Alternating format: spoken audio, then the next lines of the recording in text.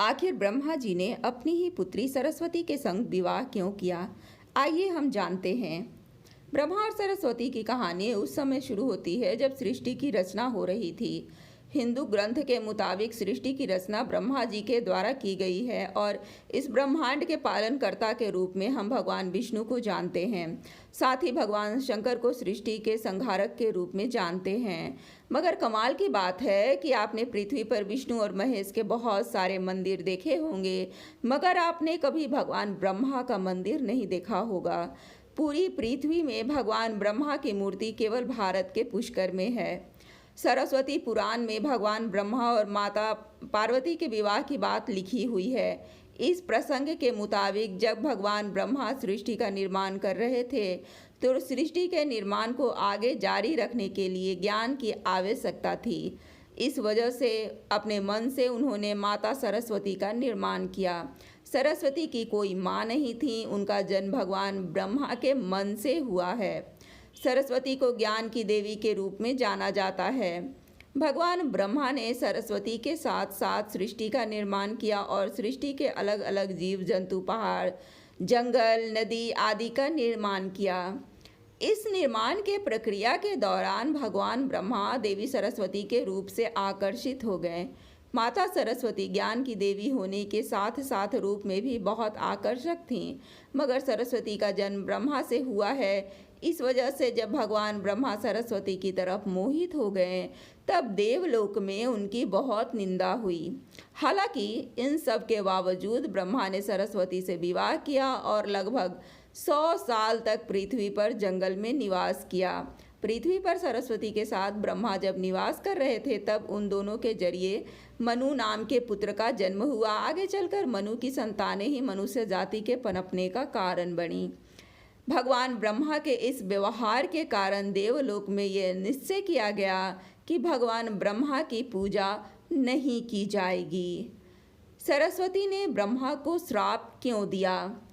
सरस्वती पुराण में बताया गया है कि भगवान ब्रह्मा ने सरस्वती को अपने मन से उत्पन्न किया था और माता सरस्वती की खूबसूरती पर मोहित हो गए थे। जब माता सरस्वती इस बात को समझ गईं तब भगवान ब्रह्मा की नज़र से बचने के लिए वो रूप बदलकर धरती पर आ गईं। मगर ब्रह्मा जी ने हार नहीं मानी और माता सरस्वती को खोज निकाला। भगवान ब्रह्मा माता सरस्वती के साथ शारीरिक संबंध बनाना चाहते थे और सरस्वती इसके लिए तैयार नहीं थीं।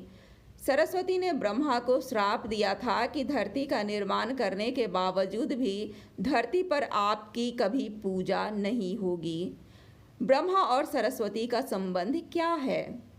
ब्रह्मा और सरस्वती दोनों ही हिंदू धर्म में बहुत ही महत्वपूर्ण देवी देवता के पात्र हैं। इनसे जुड़ी किसी भी जानकारी पर भरोसा करने से पहले आपको वेद पुराण पढ़ने चाहिए।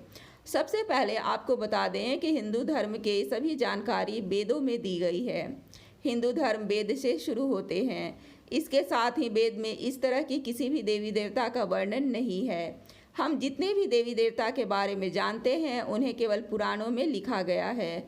अब आपको यह भी समझना होगा कि ब्रह्मा और सरस्वती के संबंध को लेकर जो जानकारी दी जाती है उसमें कहा जाता है कि इस जानकारी को सरस्वती पुराण से लिया गया है, मगर सरस्वती पुराण नाम का कोई भी पुराण हिंदू धर्म में मौजूद नहीं है। हिंदू धर्म में 4 वेद और 18 पुराण की बात की गई है। इन 18 पुराणों में सरस्वती पुराण नाम का कोई पुराण मौजूद नहीं है।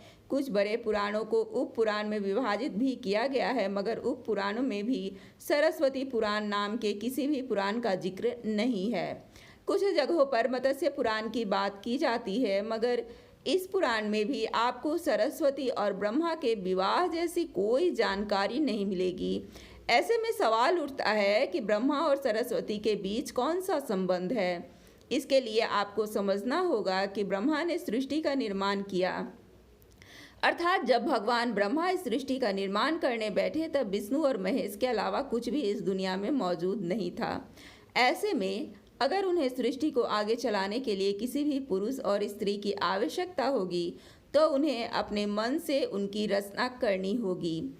इसी वजह से भगवान ब्रह्मा ने माता सरस्वती, नारद, मनु, जामवंत, सनक, सनंदन, सनातन, सनत कुमार, भृगु एवं अत्रि का जन्म अपने मन से किया और पृथ्वी को आगे संचालित करने के लिए धरती पर भेजा। इस पृथ्वी पर ज्ञान के संतुलन को बनाए रखने के लिए उन्होंने माता सरस्वती को अपने साथ रखा और साथ रहने वाली स्त्री को पत्नी का दर्जा दे दिया गया। सरस्वती ब्रह्मा की पत्नी है या बेटी? अगर ब्रह्मांड में मौजूद हर चीज की रचना भगवान ब्रह्मा ने की है तो बेटी हो या पत्नी, दोनों की ही रचना भगवान ब्रह्मा के द्वारा ही संभव थी। भगवान ब्रह्मा को अगर किसी के साथ विवाह करना था तो इसके लिए भी उन्हें किसी का निर्माण अपने मन से करना पड़ता और उनके मन से उत्पन्न होने के कारण उनका रिश्ता बेटी की तरह भी लगाया जाता है। हालांकि सृष्टि का निर्माण होने के बाद अलग अलग घटनाओं के कारण ब्रह्मा का विवाह 5 बार हुआ। इस वजह से उनकी कुल 5 पत्नियां थीं, जिनमें सरस्वती, सावित्री, गायत्री, श्रद्धा और मेधा थीं। ब्रह्मा जी की पूजा क्यों नहीं होती है? इस पृथ्वी पर आपने अक्सर भगवान विष्णु या भगवान शंकर के मंदिर देखा होगा। आपने कभी भी भगवान ब्रह्मा का मंदिर नहीं देखा होगा। आपको बता दें कि राजस्थान के पुष्कर में भगवान ब्रह्मा का एक मंदिर है। वह मंदिर 3 झीलों से घिरा हुआ है। प्रचलित कथा के मुताबिक सृष्टि का निर्माण करने के बाद वज्रनाश नाम के एक राक्षस ने धरती पर खूब उत्पात मचाया था। जब इस राक्षस ने भगवान ब्रह्मा के साथ दुर्व्यवहार शुरू कर दिया तब ब्रह्मा जी ने वज्रनाश का वध कर दिया और इस दौरान उनके कमल के 3 टुकड़े धरती पर आकर गिरे, जिससे बड़े बड़े झील बन गए। आज यह स्थान भारत के पुष्कर नाम के इलाके में है और उन तीनों झीलों को व्याष्ठा, मध्य और कनिष्ठ पुष्कर के नाम से जाना जाता है। इन झीलों के निर्माण के कारण वहां पर एक यज्ञ करवाने का निश्चय किया गया। इस यज्ञ में साक्षात भगवान ब्रह्मा बैठने आए थे। मगर एक यज्ञ या पूजा पाठ में पत्नी को पति के साथ बैठना होता है। उस समय भगवान ब्रह्मा की पत्नी सावित्री थी, मगर उन्हें आने में काफ़ी विलंब हो रहा था। बहुत देर इंतजार करने के बाद पूजा का मुहूर्त खत्म होने से बचाने के लिए भगवान विष्णु ने सुझाव रखा कि ब्रह्मा जी की शादी इसी पूजा के दौरान कर दी जाए। इस विचार पर सहमति दिखाते हुए नारद मुनि ने गायत्री नाम की एक स्थानीय लड़की को भगवान ब्रह्मा के साथ विवाह करने के लिए मना लिया। जब इन दोनों का विवाह हुआ और यज्ञ में भगवान ब्रह्मा गायत्री के साथ बैठकर पूजा को संपन्न किया, तभी वहां माता सावित्री आ गईं और वह पूजा गतिविधि पर खूब क्रोधित हुईं।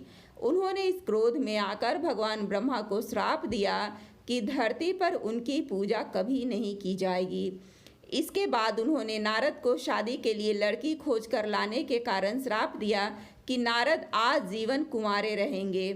जब माता सावित्री को पता चला कि यह विचार भगवान विष्णु ने प्रकट किया था तो उनके श्राप से वह भी बच नहीं पाए। माता सावित्री ने भगवान विष्णु को श्राप दिया कि वह अपनी पत्नी के वियोग से तड़पेंगे।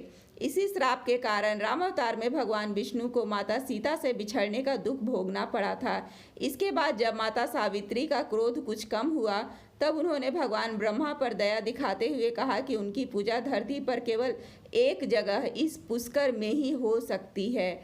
इसके बाद भगवान ब्रह्मा के इस व्यवहार से आहत होकर वह पुष्कर के समीप रत्नागिरी नाम के पहाड़ पर चली गईं और हमेशा के लिए तपस्या में लीन हो गईं।